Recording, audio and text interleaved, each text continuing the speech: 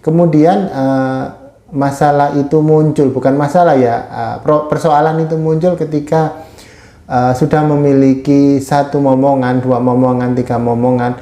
Itu kebutuhan kita akan kamar nggak cukup, kebutuhan kita akan ruang belajar, apalagi sekarang kebutuhan akan ruang bekerja ya, di rumah itu nggak ada. Bagaimana menyikapi hal ini?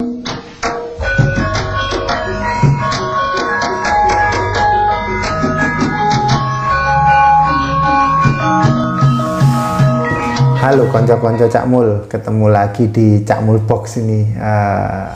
Senang sekali Cakmul sekarang lebih semangat ini bikin konten-konten atau bikin apa ya, video sharing lah Cakmul sebutnya, karena Cakmul lihat antusiasme dari konco-konco dalam memberikan komentar di kolom komentar channelnya Cakmul ini luar biasa ya, sangat beragam. Dan ini bagian dari kita sama-sama belajar ya, sama-sama mengetahui kebutuhan, terutama kebutuhan properti yang setiap orang itu nggak sama ya, antara Cakmul dan konco-konco kebutuhannya itu pasti berbeda-beda. Itu yang membuat Cakmul lebih semangat ini membuat video sharing ya, Cakmul sebut aja sih seperti itu.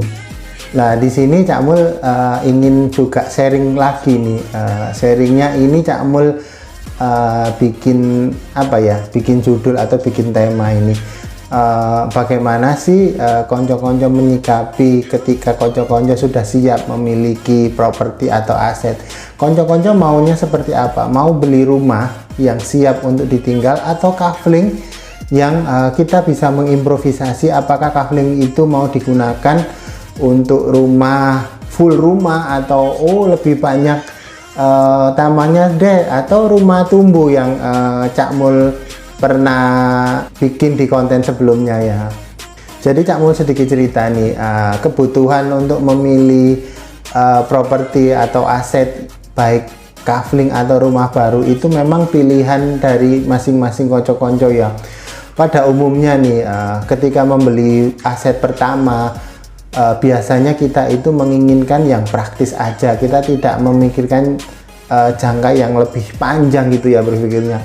Oke, saya sekarang kalau cash sih enak ya, oke sekarang saya punya uang cash, saya akan beli rumah segera saya tinggali dan bisa difungsikan rumah itu. Namun kita tidak pernah berpikir yang panjang sekali, apakah umpamanya anak kita berapa, ini kalau pasangan muda ya yang belum memiliki buah hati ya, biasanya sih Cakmul berpikir sih nanti aja deh mikir anak, yang penting kita sudah dapat rumah hunian yang kita miliki. Kemudian masalah itu muncul, bukan masalah ya, persoalan itu muncul ketika sudah memiliki satu momongan, dua momongan, tiga momongan. Itu kebutuhan kita akan kamar nggak cukup, kebutuhan kita akan ruang belajar, apalagi sekarang kebutuhan akan ruang bekerja ya, di rumah itu nggak ada. Bagaimana menyikapi hal ini? Ini kan muncul apa ya, dinamika pertanyaan untuk kita selesaikan, apa kita mau beli rumah baru di rumah kedua, ketiga, atau gimana ya. Kebanyakan sih ketika orang-orang sudah memutuskan untuk membeli rumah pertama atau membeli aset pertama berupa rumah, kemudian ketika sudah mendapatkan rezeki lebih nih, oke aku akan membeli aset yang kedua, enaknya apa ya, itu kebanyakan mungkin akhirnya berpikir beli kafling aja deh, habis itu aku desain terus kemudian sesuai dengan keinginan dan peruntukan yang sesuai dengan rencana kita atau sesuai dengan kebutuhan yang ada untuk memenuhi kebutuhan anggota keluarga seiring dengan pertambahan anggota keluarga pastinya ya. Nah di sini nih Cakmul tergelitik untuk ini, kita berbagi sama-sama. Menurut konco-konco nih, apakah enak membeli kafling atau membeli rumah yang siap huni? Kalau kafling, nah ini Cakmul pernah gini deh, Cakmul cerita dulu.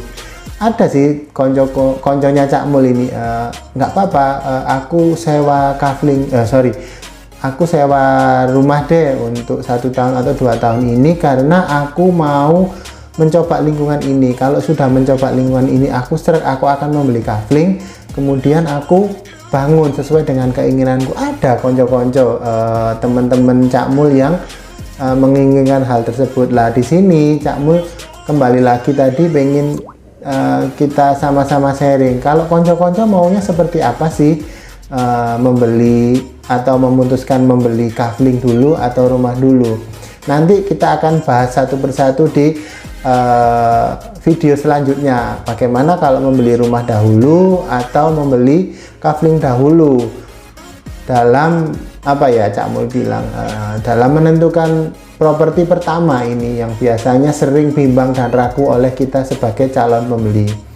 Itu aja ya konco-konco, cukup singkat video ini, tapi ada next episode yang mungkin akan lebih menarik dengan bahasan setelah Cak Mul dapat informasi atau dapat apa ya, gambaran yang konco-konco inginkan dari pembelian suatu properti itu. Itu aja dari Cak Mul. Semoga ini bisa menjadi apa ya, ajang silaturahmi lah buat Cak Mul dan konco-konco. Salam sehat dan matur nuwun.